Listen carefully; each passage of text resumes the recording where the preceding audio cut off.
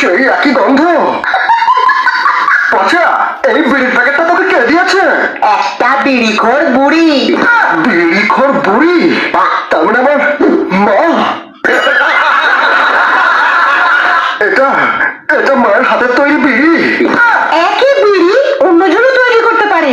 না মামরা, তুমি হয়তো জানো না, আমি কতদিন পরে বিড়িটা খেয়ে পেট ঝেড়ে হয়ে গেছি।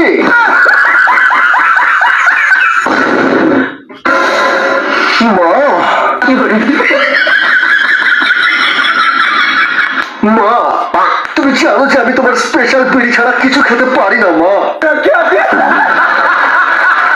মা গো, আমাকে একবার একবার তোমার স্পেশাল বিড়িটা খেতে দাও মা। কতদিন আমার পায়খানা ক্লিয়ার হয়নি মা, একবার।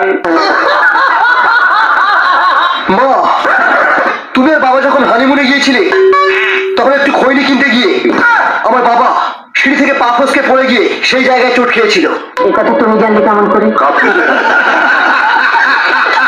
কাল রাতে বাবা আমার স্বপ্নে এসে বলে গেছেন, আরো বলে গেছেন বাবা আমার হওয়ার জন্য পাড়ার সমস্ত বিড়িখোরদেরকে একটা করে শান্তি বিড়ির প্যাকেট কিনে দেওয়ার মানত করেছিলেন, কিন্তু বাবা দেননি।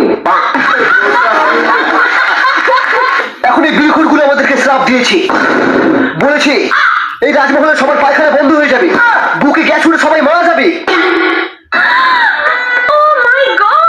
সারাদিনে কটা বিমল খাস? আরে বিমল খেলে মনে হবে পৃথিবীর সব নেশা ছেড়ে দিই। আরে আমি তো হাত দিয়ে যাওয়ার আগেই 10-15 প্যাকেট মেরে দিই।